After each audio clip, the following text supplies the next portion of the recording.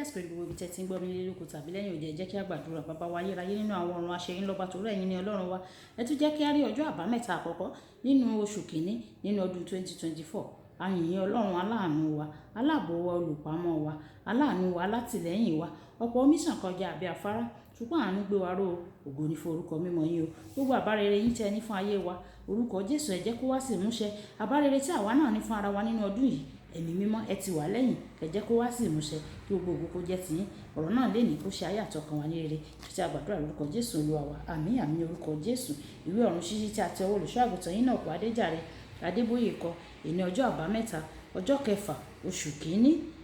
Àkòrí tí a ó gbéyẹ̀wò sọ pé ìpinnu ọdún tuntun apá karùn-ún. Ìpinnu ọdún tuntun apá karùn-ún. Àkọ́sórí wa la mú nínú ìwé orin Dáfídì orí ìkejìdínlọ́gọ́fà ẹsẹ̀ ìkẹjọ. Orin Dáfídì orí ìkejìdínlọ́gọ́fà ẹsẹ̀ ìkẹjọ. Ó dára láti máa gbẹ́kẹ̀lé Olúwa jù láti máa gbẹ́kẹ̀lé ènìyàn lọ. Àmú bíbélì kíkà wa nínú ìwé Jeremáyà orí ìkẹtàdínlógún ẹsẹ̀ ìkarùn-ún dé ìkẹjọ. Ìwé Jeremáyà orí ìkẹtàdínlógún ẹsẹ̀ ìkarùn-ún dé ìkẹjọ, tí ó kà báyìí pé, báyìí ni Olúwa wí, ègbé ni fún ẹni tí ó gbẹ́kẹ̀lé ènìyàn, tí ó fi ẹlẹ́ran ara ṣe apá rẹ̀, ẹni tí ọkàn rẹ̀ sì kúrò lọ́dọ̀ Olúwa. Nítorí pé yóò dàbí aláìní ní aginjù, tí kò sì rí pé rere ń bọ̀, ṣùgbọ́n yóò gbé ibi ìyàngbẹ́ ilẹ̀ wọn ní aginjù, ilẹ̀ iyọ̀ tí a kì í gbé inú rẹ̀. Ìbùkún ni fún ẹni tí ó gbẹ́kẹ̀lé Olúwa, tí ó fi Olúwa ṣe ìgbẹ́kẹ̀lé rẹ̀. Yóò sì dàbí igi tí a gbìn lẹ́bàá omi, tí ó ń na gbòǹgbò rẹ̀ sẹ́bàá odò, tí kì yóò bẹ̀rù bí ooru bá dé, ṣùgbọ́n ewé rẹ̀ yóò tutù, kì yóò sì ní ìjáyà ní ọdún ọ̀dá, bẹ́ẹ̀ ni kì yóò dẹ́kun láti máa so.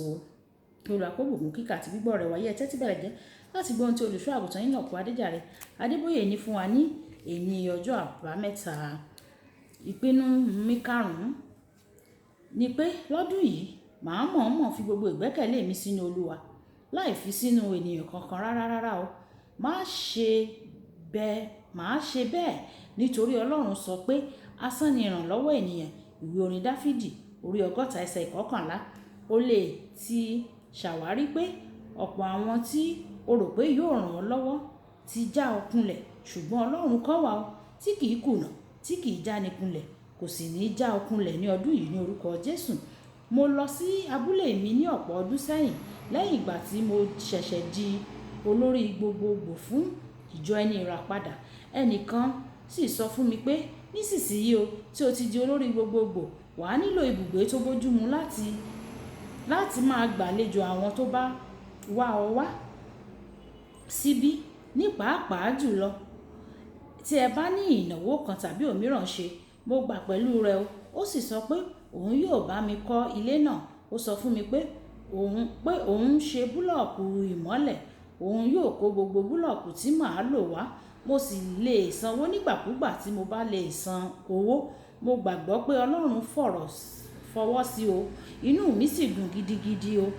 Olùfẹ́, tí ẹnìkan bá fẹ́ láti ràn ọ́ lọ́wọ́, yẹ̀ ẹ́ wò pẹ̀lú Ọlọ́run láti fi mọ̀ bóyá dájúdájú ọ̀dọ̀ Ọlọ́run ni ó ti wá. Mo kọ́ ilé náà o. Ní ọjọ́ tí a kan ilé gangan ni ọkùnrin náà ni ó sì ló wá sin owó búlọ̀kù tí ó kó wá. Ọkùnrin yìí sọ pé mo lè sanwó ní ìgbàkúgbà tí mo bá lówó ni. Mo sì ṣẹ̀ṣẹ̀ kan ilé tán ni. Kódà ilé tí mo kàn kò tí ì ní ilẹ̀kùn àbí fèrèsé. Nínú mi lọ́hùn-ún, ọkàn mi bàjẹ́. Mo sọ fún Ọlọ́run, Olúwa, ẹ mọ̀ pé èmi kì í ṣe nǹkan tí apá mi kò bá ká o. Mi ì ṣe rí Olúwa.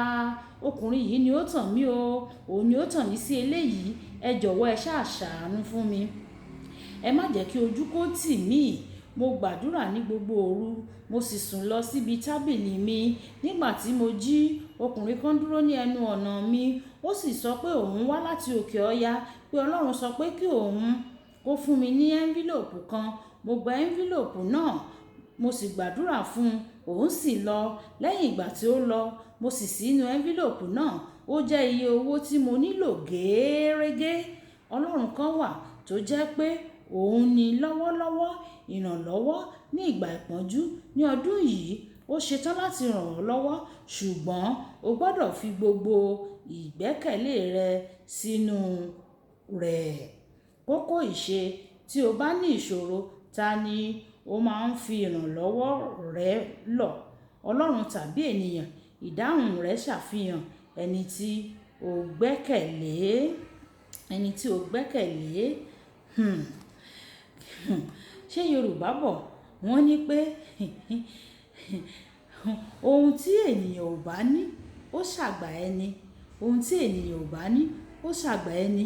Ènìyàn ò sì lè fẹ́ràn ara rẹ̀ àbí fẹ́ràn ara rẹ̀ kó sọ orí olórí kí rèrè wá gbé ti ẹ lọ. Ìdí nìyẹn tí ènìyàn tó fi jẹ́ wípé ohun tí a lè ṣe ó ní ìdíwọ̀n, ṣùgbọ́n Ọlọ́run tí ó lè ṣe ohunkóhun ní ìgbà gbogbo ló yẹ kí a gbọ́kàn wa lé. Olúwabùkọ́lá Ayákó ni orúkọ mi. Nígbà tí a máa pàdé ní ọ̀la, ó dàbọ̀.